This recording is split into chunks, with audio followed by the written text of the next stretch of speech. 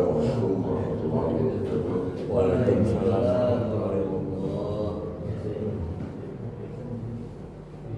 Puji syukur kepada Allah Subhanahu wa taala yang telah memberikan nikmat sehat, nikmat iman, nikmat Islam kepada kita semua, sehingga kita masih dimampukan untuk hadir melaksanakan ibadah sholat subuh berjamaah yang selanjutnya dilanjutkan dengan kajian subuh dengan kita bersama Ustaz. Maaf Haji, saya di sini maaf ya. Maaf saya di sini geser. Keluarga dan para sahabatnya. Apa Haji? Mana Adit sehat? Cucu. Kita semua termasuk dalam umat Muhammad Sallallahu Alaihi Wasallam dan mendapatkan syafaatnya dari kita Rasulullah Sallallahu Alaihi Wasallam. Adapun tema kajian subuh kita adalah sholat sebagai tolak ukur ibadah. Udah. Untuk itu, mari kita sama-sama menyimak dan mengambil hikmah dari Bapak Ustaz Haji Al-Mubarak. Kepada Bapak Ustaz, dipersilakan. Wassalamualaikum warahmatullahi wabarakatuh. Waalaikumsalam. Bismillahirrahmanirrahim. Assalamualaikum warahmatullahi wabarakatuh. Alhamdulillah, wassalatu wassalamu ala rasulillah Sayyidina wa habibina wa syafi'ina wa maulana Muhammadin ibni Abdillah wa ala alihi wa sahbihi wa mawalah. Salatan wa salaman daimaini mutalazimaini ila yaumil qiyamah, amma ba'd.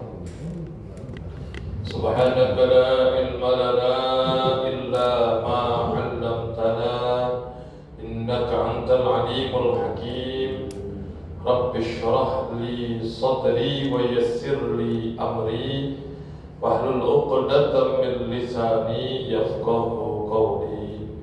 Allahumma in kunta qabilta tawbati wa ghafarta dhunubi akrimni bil fahmi wal hifzi hatta anna kulla man sami'a qiraati yazdad riqatan fi qalbihi wa in kana qasir qalbi idza hada akrimna bir rizqil halal warzuqna min haitsu la yahtasib.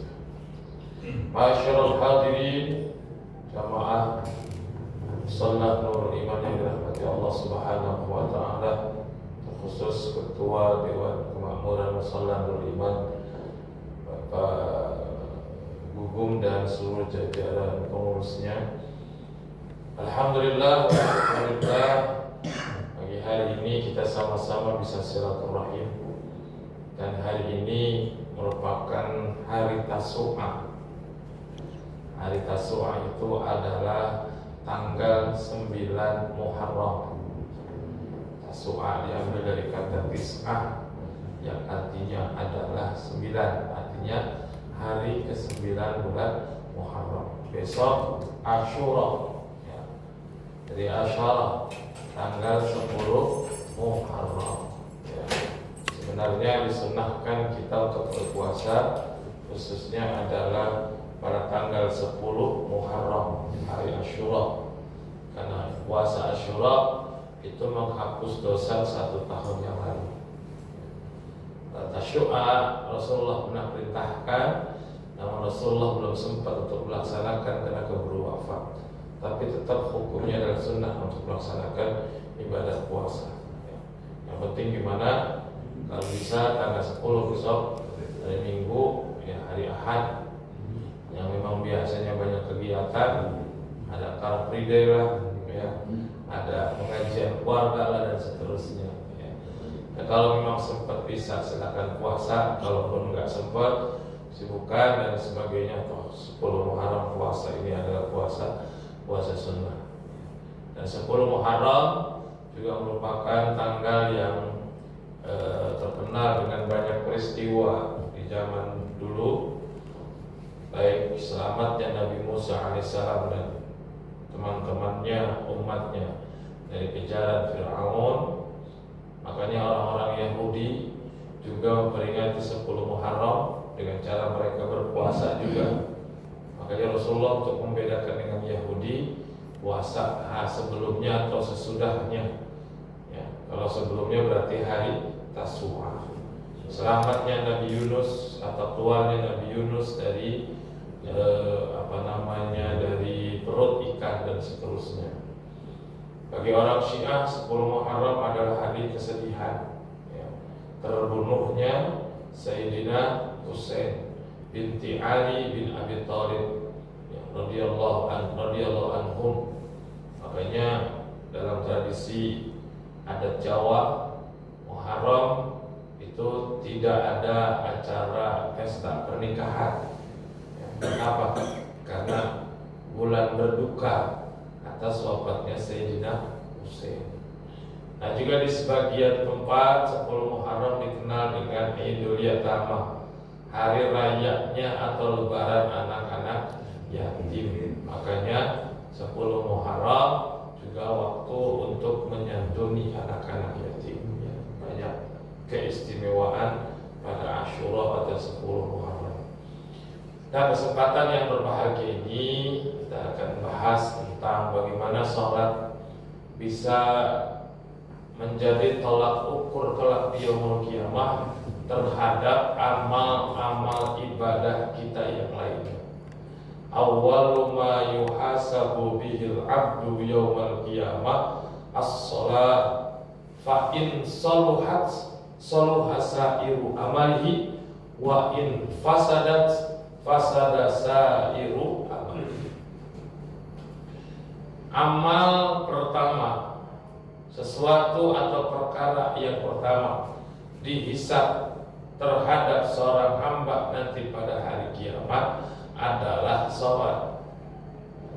Fa in saluhat, kalau sholatnya benar, syarat rukunnya terpenuhi, etika, adabnya, sunnah-sunnahnya juga bisa dilaksanakan, apalagi ditambah dengan kekhusyuan yang luar biasa, maka akan baik juga amal sa'iru amalihi, seluruh amal-amal dia yang lainnya. Salatnya benar, puasanya bisa diterima, zakatnya juga bisa diterima, haji umrohnya juga bisa diterima. Wa in fasadat, kalau salatnya rusak, ya, syarat rukunnya tidak terpenuhi, apalagi salatnya tidak beradab, lalu kemudian dia tidak bisa mengambil hikmah dari salat yang dia lakukan, ibrah atau pelajaran, fasada sa'iru amalihi, maka rusak juga amal ibadah yang lainnya.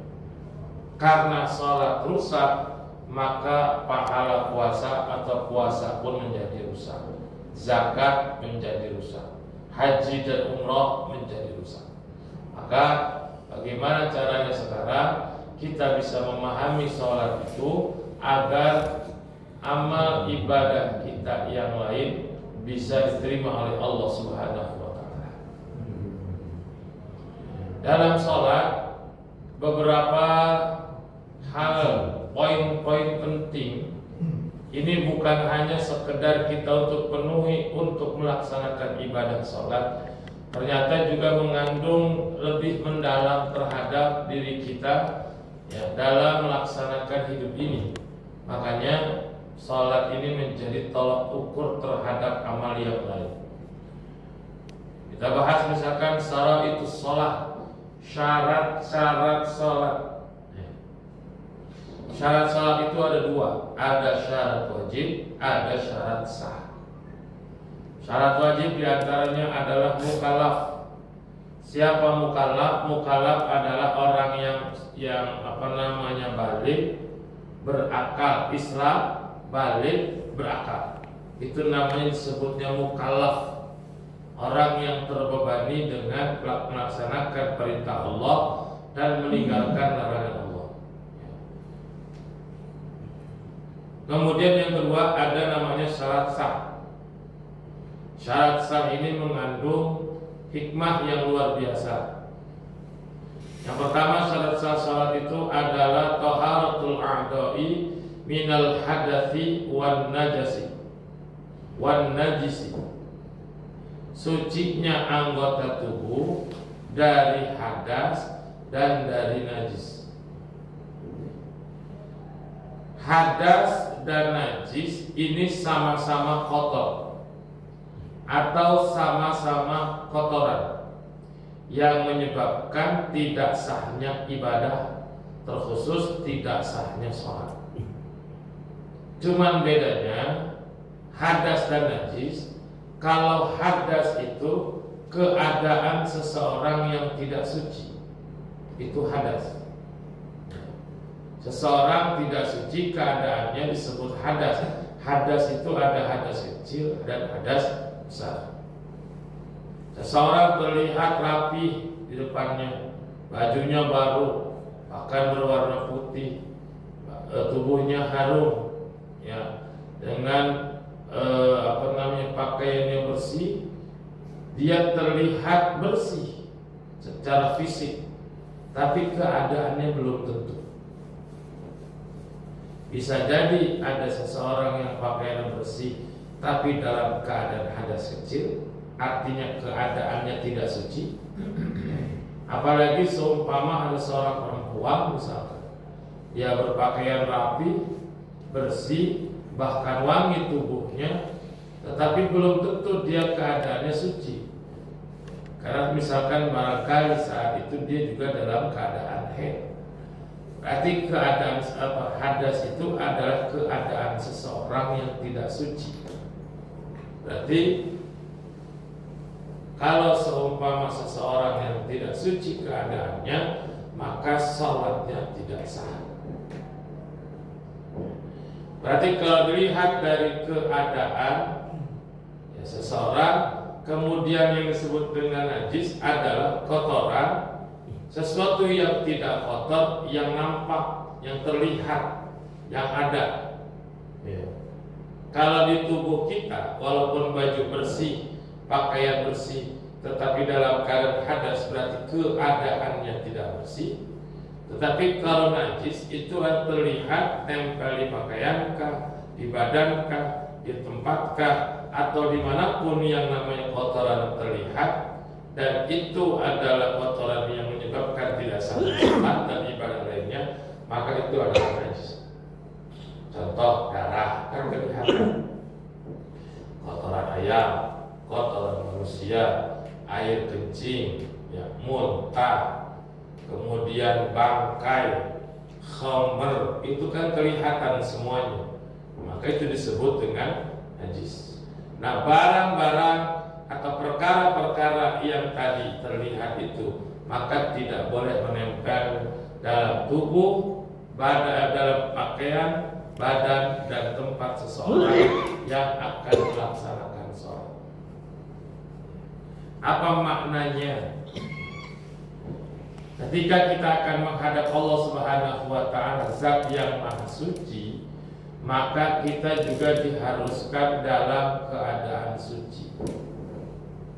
Secara fisik kita bersih dari najis, secara keadaan kita bersih dari hadas.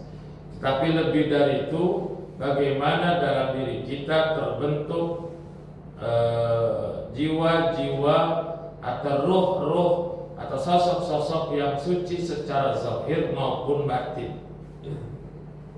Berarti kita kudu bersih, Pak. Bersih dari apa? Bersih dari segala sesuatu yang menghalangi pertemuan kita kepada Allah Subhanahu wa Ta'ala. Kalau syarat sah sholat, berarti kita harus memenuhi.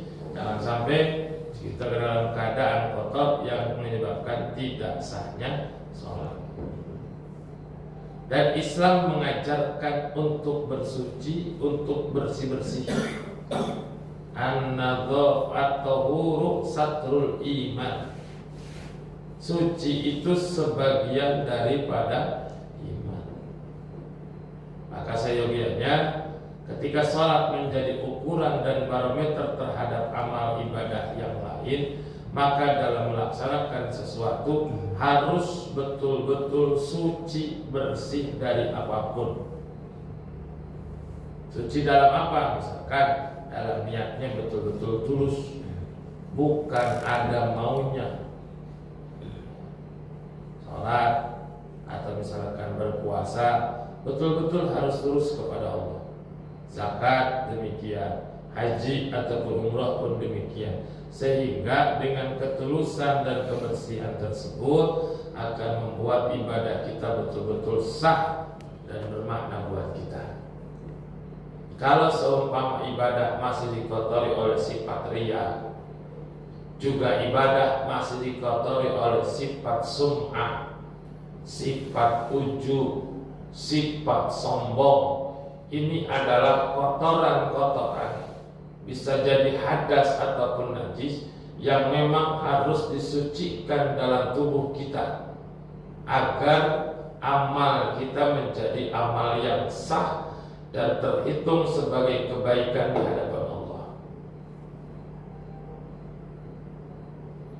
Buat apa misalkan dia rajin puasa sunnah, bukan hanya yang rukun, yang sunnah. Senin Kamis tidak lepas dari puasa sunnah. Hari Arafah, Tarwiyah, termasuk Tasu'a, Asyura, Ayyamul Bid, ya, kemudian 16 hari bulan Syawal dan seterusnya. Ya, dia puasa, tetapi hatinya masih sum'ah, masih ujub, masih merasa lebih baik dari yang lain, berarti belum bersih. Khawatir ibadah sholat, ibadah puasanya tidak sah, itu tanda kutip, karena memang belum suci. Haji pun merasa lebih baik dari orang lain atas ibadah yang dilakukan, sehingga menjadi sombong. Seseorang dalam ibadahnya, ya, yang dia lakukan sehebat apapun, kalau masih ada rasa sombong, ujub, sum'ah, takabur dalam dirinya, maka ibadahnya belum tentu sah, tanda kutip. Seperti sholat yang tidak terpenuhi syarat suci dari hadas dan najis. Makanya perlunya bersihkan hati kita. Belum tentu juga orang yang sholatnya rajin kemudian dia terbaik, belum tentu. Ya. Karena terbaiknya seseorang yang bisa menilai adalah Allah Subhanahu wa Ta'ala dari hatinya. Kalau dia merasa ujub, merasa sombong dan lain sebagainya, sehebat apapun ibadahnya, sehebat apapun pakaian ketika dia sholat, serajin apapun dalam sholat, dalam ibadah yang lain, kalau masih ada sesuatu yang kotor dalam dirinya, maka dia terhalang. Kotoran itulah yang menghalang sahnya ibadah yang dia lakukan. Berarti kudu bersih. Yang kedua, bersih dari hal-hal yang berpaling dari Allah Subhanahu wa Ta'ala. Salat kita niatkan nawa usalli fardhu subhi raka'ataini mustaqbilal qiblati ma'muman lillahi ta'ala, diakhiri dengan kalimat lillahi ta'ala, karena Allah Ta'ala. Maka jangan sampai ibadah kita yang membelok dari lillah malah untuk kebutuhan yang lain. Riya, sifat riyanya, ya, sholat agar bisa dilihat, dia sholat untuk pencitraan supaya dibilang soleh dan seterusnya. Kalau memang niatnya sudah tidak tulus, maka ibarat sholat dia belum suci dari hadas dan najis. Maka itulah yang kemudian merusak ibadah dia yang lainnya. Puasanya jadi rusak, haji umrohnya jadi rusak, belum ibadah-ibadah yang lainnya yang menjadi rusak karena tidak sucinya zahir dan batin seseorang ketika dia melaksanakan kebaikan. Ya. Ini luar biasa, baru dari syaratnya saja. Makanya ini benar-benar menjadi barometer terhadap amal ibadah kita yang lain. Kemudian wasatrul aurati bilibasin tahir. Syarat selanjutnya adalah dalam sholat itu harus menutup aurat dengan pakaian yang suci. Aurat itu adalah bagi laki-laki ma baina surra war rukbah, antara pusar dan lutut. Kalau perempuan setiap seluruh badannya kecuali muka dan dua telapak tangan. Kalau terbuka, auratnya terlihat, auratnya bisa dilihat oleh orang lain, atau bahkan mungkin dia bisa melihat sendiri, orang lain juga bisa melihat auratnya yang terbuka, maka sholatnya tidak sah karena tidak memenuhi syarat aurat. Jadi apa maksudnya? Dalam setiap ibadah itu harus kita juga bisa menjaga diri kita atas segala aib yang ada dalam diri kita, sehingga tidak kita umbar, kita tidak expose, kita tidak publish ke orang lain. Karena setiap manusia pasti punya aib yang harus ditutup, dan Allah sudah menutup aib itu buat kita. Kalau kebuka aib kita, Masya Allah, di antara kita ada yang aibnya begini, aibnya begitu. Kalau tahu semua, mungkin kita nggak mau berteman, nggak mau duduk bareng, nggak mau dalam satu kelompok dan lain sebagainya. Dan inilah yang menjadi keberuntungan umat Nabi Muhammad SAW. Kenapa? Di zaman Bani Israel, seseorang yang melakukan maksiat, seseorang yang melakukan perbuatan dosa di malam hari misalkan, maka pagi-pagi di pintu rumahnya akan tertulis fulan bin fulan telah melakukan dosa bla bla bla.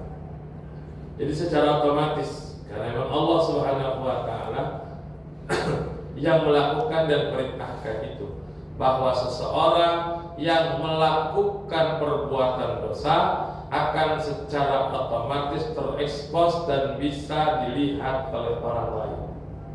Oh, si A tadi malam habis berjudi, tulisan di depan rumahnya dia adalah orang yang habis berjudi. Si B tadi malam habis berzina, maka tulisan di depannya seseorang ini tadi malam berzina dengan ini. Seseorang yang korupsi misalnya, itu kalau sekarang ada kayak gitu enak tuh Pak, di depan rumah pejabat rumput, ya. Jadi korupsi ini, korupsi itu dan lain sebagainya. Dan dalam rangka menutup aib ini, memang inilah yang menjadi alasan Allah Subhanahu wa taala yang akan bisa mengampuni dosa-dosa kita, memaafkan dosa kita. Dalam sebuah hadis diterangkan bahwa Allah itu Maha Pemaaf kepada siapapun yang minta maaf, maka Allah akan memberi maafnya. Karena emang Allah Maha Pemaaf, kecuali mujahidin, kelompok manusia yang disebut dengan mujahid. Siapakah mujahid? Orang yang membuka aibnya, orang yang berbuat maksiat lalu dia ceritakan kepada orang lain, orang yang berbuat dosa lalu dia ceritakan kepada orang lain. Yang tadinya Allah tutup aib kita dari perbuatan dosa yang kita lakukan, tetapi dialah yang kemudian membuka tutup tersebut, dan orang lain jadi tahu keadaan dia karena dia sering menceritakan. Tadi malam menang main slot misalnya, judi online, ya, sekian juta, dapat 10 juta, tapi main slot beli beli kuota dan sebagainya udah sampai 25 juta, dapatnya 10 juta, ya rugi 15 juta. Dia cerita kepada orang lain, disebut dengan mujahid. Bahkan bahkan dia maksiat, dia bangga dengan kemaksiatannya. Dan sekarang zamannya dengan dunia teknologi yang demikian rupa, sudah banyak orang yang sengaja atau tidak sengaja mempublis auratnya kepada orang lain. Kadang-kadang urusan rumah tangga yang orang lain nggak boleh tahu, dia umbar dalam status media sosialnya. Seseorang yang sedang melakukan sesuatu yang tidak baik, dia umbar di media sosialnya. Dia berfoto dengan orang yang bukan mahramnya, dia sebar di media sosialnya.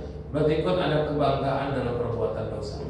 Padahal Allah sudah menutup aib kita, tapi kitalah yang membongkar tutup tersebut untuk memperlihatkan atau diceritakan kepada orang lain. Alhamdulillah. Khawatir kalau memang kita sering membuka aib kita, berarti kita membuka aurat kita.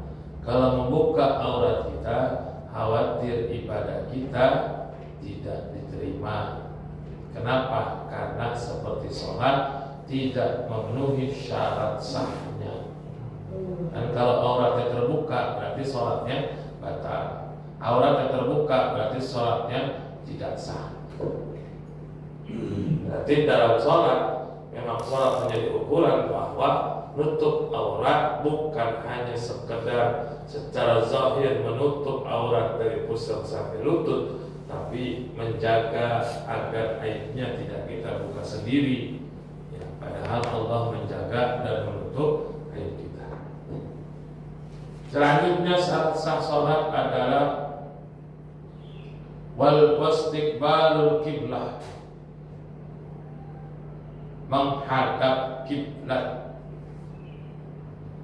Seluruh umat Islam dalam sholat kiblatnya adalah di Masjidil Haram, tepatnya di Ka'bah Al-Musyarrafah.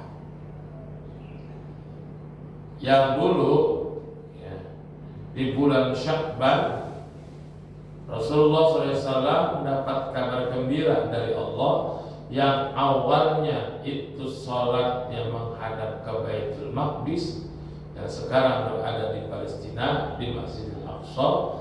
Lalu kemudian Rasulullah hampir setiap hari menghadapkan wajahnya ke langit sebagai bentuk pengharapan kepada Allah agar Allah memindahkan kiblat ke tempat yang disenangi oleh Rasulullah SAW. Doanya dikabulkan. Ya, akhirnya di bulan Sya'ban Rasulullah SAW melipat perintah fawalli wajhaka syatrul Masjidil Haram, yang tadinya salat menghadap Baitul Maqdis lalu kemudian dirubah menjadi menghadap Baitullah di Masjidil Haram. Makanya di Madinah itu ada masjid kiblatain namanya. Satu kiblat menghadap ke Baitul Maqdis, satu kiblat menghadap ke Baitullah di Makkah Al-Mukarramah. Dan yang dia pakai adalah menghadap Baitullah. Ini melambangkan ketauhidan, karena Ka'bah menjadi pusat ya, bahkan dikatakan sebagai pusatnya bumi yang menjaga stabilitas perputaran bumi atas porosnya. Makanya setiap hari di Ka'bah itu pasti akan ada yang tawaf. Kalau tidak ada yang tawaf di Ka'bah, bisa jadi akan berpengaruh kepada kondisi bumi yang kita tempati. Makanya tawaf itu berbeda, ya, berbeda dengan Arab al-Jarunja. Ternyata ada banyak hikmah yang luar biasa. Nah, ini menunjukkan ketauhidan kita kepada Allah Subhanahu wa Ta'ala, bahwa seseorang yang apabila dia tidak menghadap kiblat dalam sholatnya, maka sholatnya tidak sah. Ya, sholatnya tidak sah. Seseorang yang dalam dirinya tidak ada iman, tidak ada keyakinan kepada Allah Subhanahu wa Ta'ala, maka bisa jadi ibadah yang lainnya pun menjadi rusak. Ya. Mereka tidak beriman, ibadah sehebat apapun karena tidak ada iman, maka ibadahnya menjadi rusak.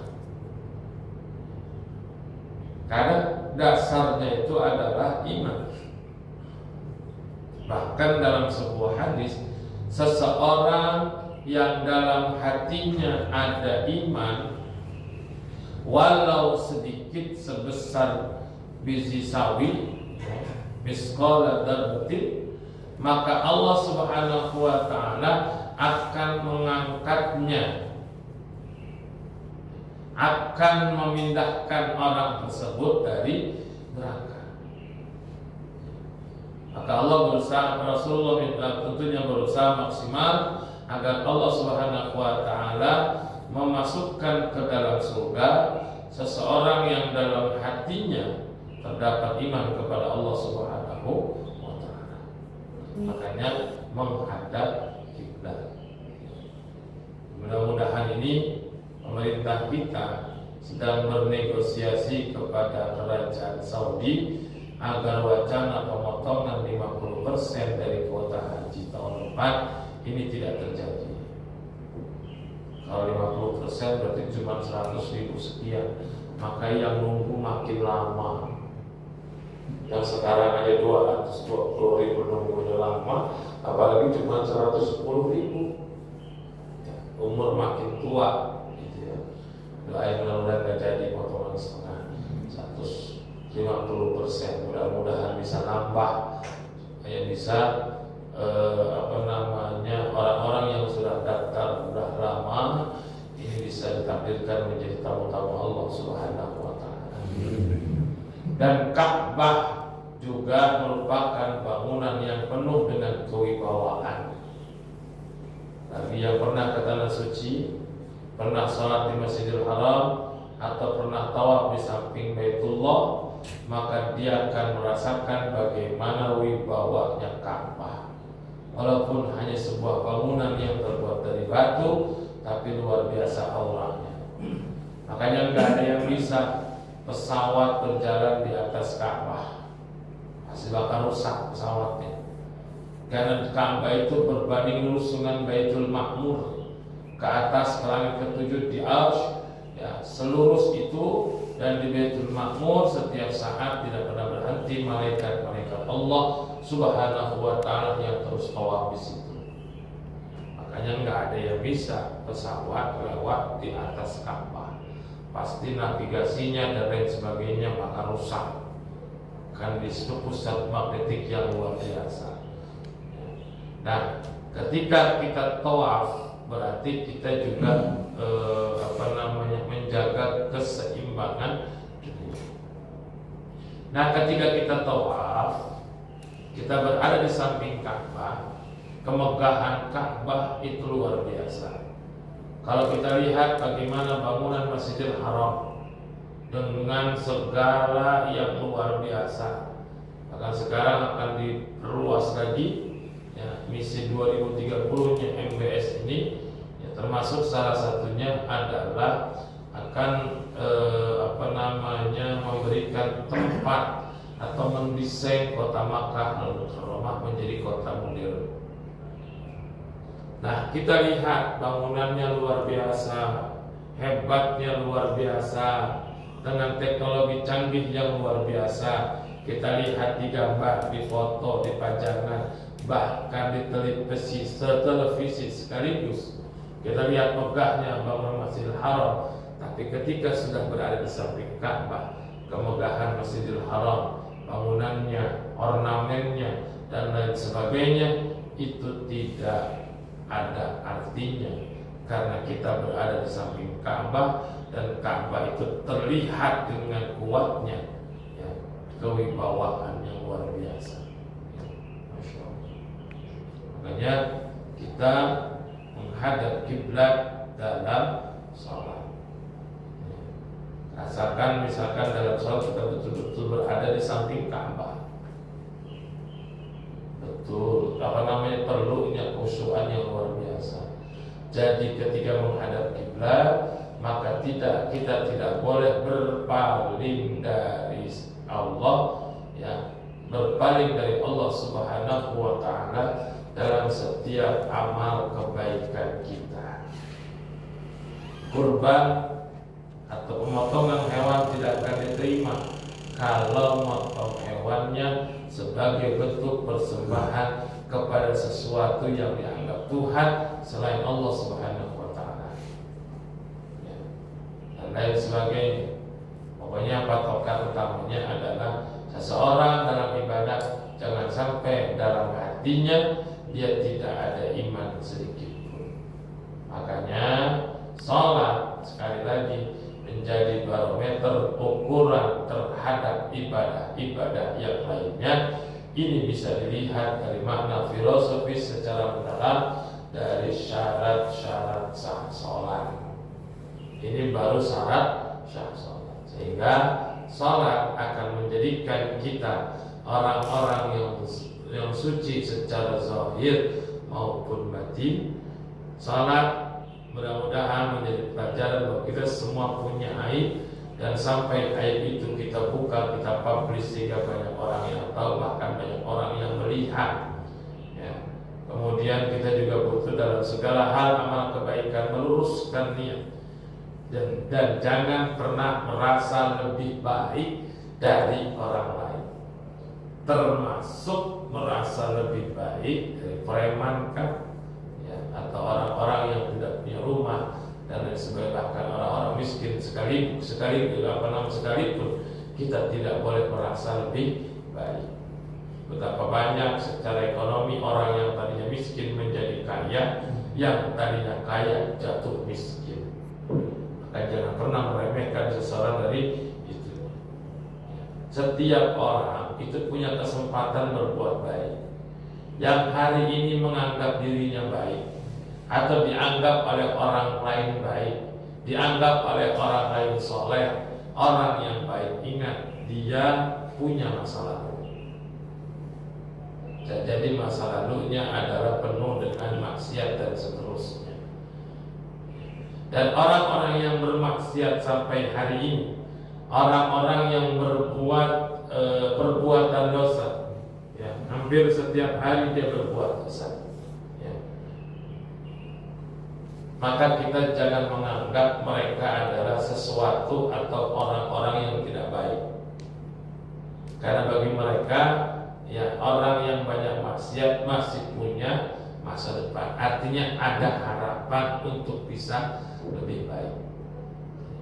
Terhadap seorang seperti itu pun kita nggak boleh sum'ah ujub. Bahkan diajarkan, seingat yang diajarkan oleh almarhum Kiai Muhammad Arifin Ilham, bahwa ketika kita melihat orang yang berbeda dengan agama kita, maka kita doakan untuk mendapat hidayah. Tapi sebelum doain dia, doain kita dulu. Ya Allah, berikan saya dan dia hidayah. Termasuk ketika melihat orang yang bermaksiat dan dia mabuk-mabukan, entah dia mencuri dan seterusnya, doa kepada Allah bukan hanya hidayah untuk dia, tapi juga hidayah buat kita. Ya Allah, berikan saya dan dia hidayah.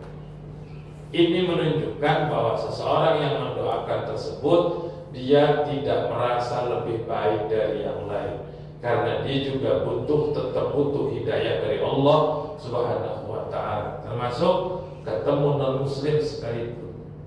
Ketemu non-muslim, dalam hati kita berdoa, ya Allah, berikan saya hidayah dan berikan dia juga hidayah. Sehingga dalam hati ini kita nggak merasa lebih baik dari yang lain. Jadi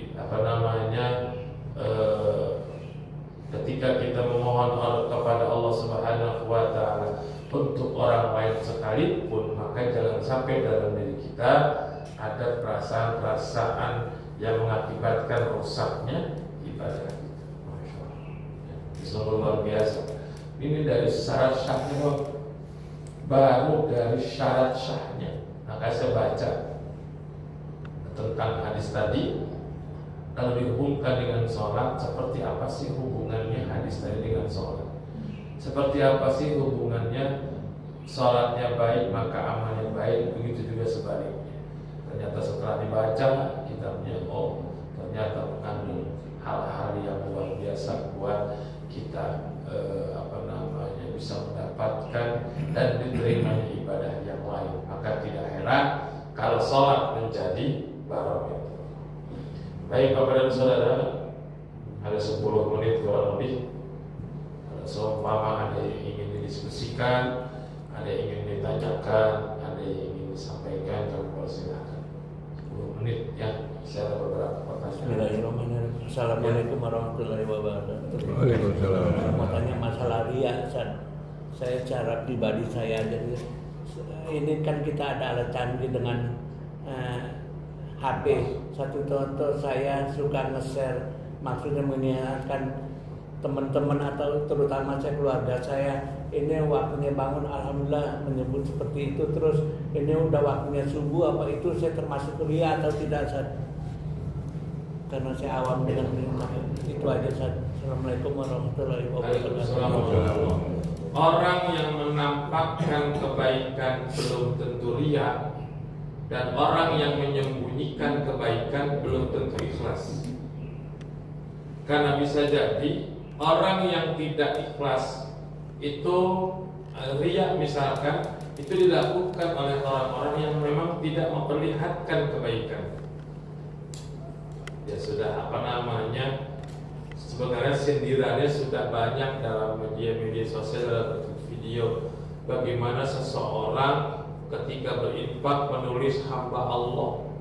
Nah, video sudah banyak tuh Pak, yang kemudian merasa disenang sebagainya, itu karena tidak ikhlasnya, padahal yang merasa sembunyi. Jadi gini, orang yang mengajak kebaikan ataupun juga mengekspos kebaikan itu belum tentu orang yang riya. Jadi yang dikatakan rusak itu adalah riya, bukan orang yang mengekspos kebaikannya.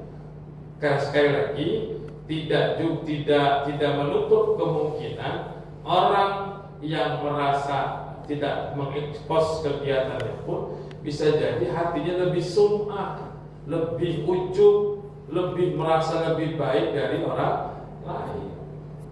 Toh sedekah saja boleh terang-terangan, boleh sembunyi-sembunyi kok. Ya. Ketika kita bersedekah, kemudian disebutkan namanya Fulan bin Fulan telah berinfak untuk masjid Mushola Nurul Iman sekian rupiah, nggak jadi masalah. Karena Al-Quran juga memang menyampaikan sedekah itu boleh terang-terangan, boleh sembunyi-sembunyi. Ya. Sehingga menjadi pelajaran ibrah buat yang lain. Kadang-kadang kita menyebut hamba Allah, tapi sedekahnya cuma 5.000. Ini nyebut hamba Allah karena malu, nyumbangnya 5.000, atau memang betul-betul ikhlas?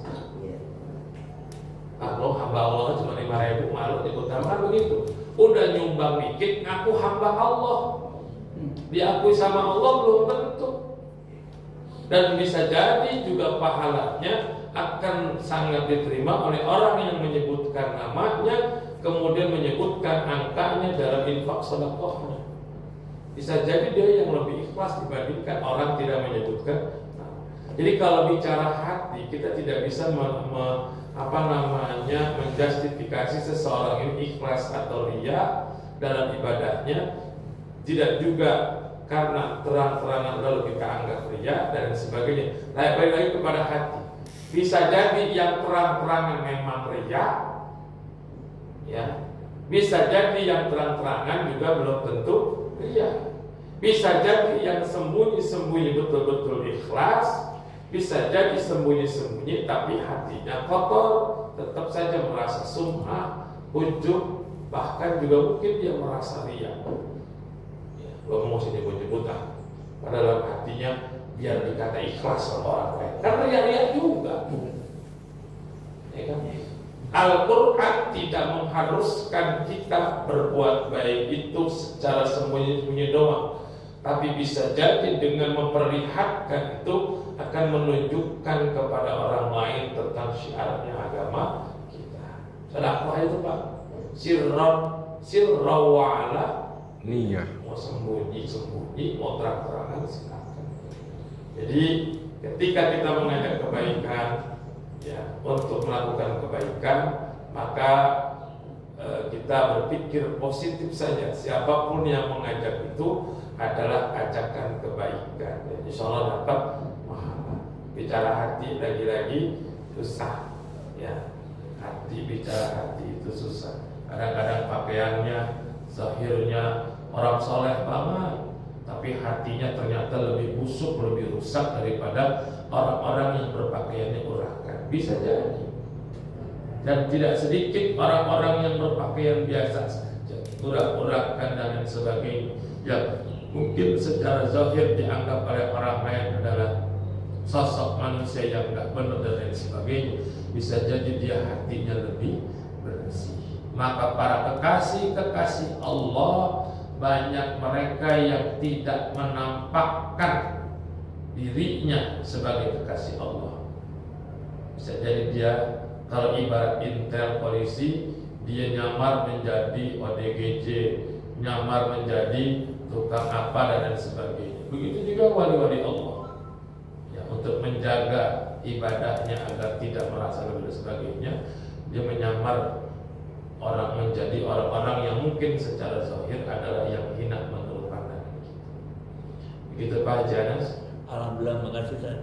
Silakan yang lain, itu lagi. Assalamualaikum warahmatullahi wabarakatuh. Salam warahmatullahi wabarakatuh. Tadi Pak Ustadz bilang mengenai masalah perubahan kiblat dari ke Baitul Maqdis ke Ka'bah, ke Masjidil Haram. Itu Nabi sudah hijrah belum? Ya, Rasulullah SAW itu melaksanakan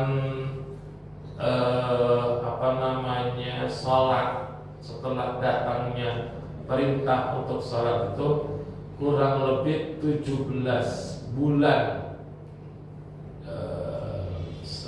Berapa hari gitu dalam sebuah kitab itu. Nah, Rasulullah SAW itu mendapatkan perintah untuk berpindahnya ke kiblat ke Masjidil Haram itu kalau tidak salah itu setahun atau 2 tahun setelah hijrah.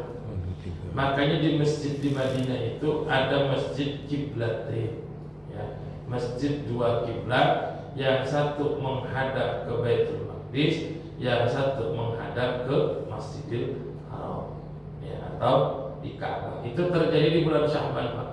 Jadi salah satu keistimewaan bulan Sya'ban adalah bahwa di bulan Sya'ban itu berpindahnya kiblat dari Baitul Maqdis ke Ka'bah atau Masjidil Haram. Dan menurut sebagian riwayat para ulama, berpindahnya kiblat ini terjadi pada pertengahan bulan Sya'ban atau disebut dengan nisfu Sya'ban. Ini dalam beberapa riwayat yang disampaikan oleh Sayyid Muhammad bin Alwi Al-Maliki dalam kitabnya Mada fi Sya'ban, ada apa di bulan Sya'ban. Berpindahnya kiblat, kemudian turunnya ayat perintah untuk bersolawat kepada Nabi Muhammad di bulan Sya'ban, ya. Kemudian perintah diwajibkannya untuk melaksanakan ibadah puasa, termasuk turunnya perintah untuk mengeluarkan zakat.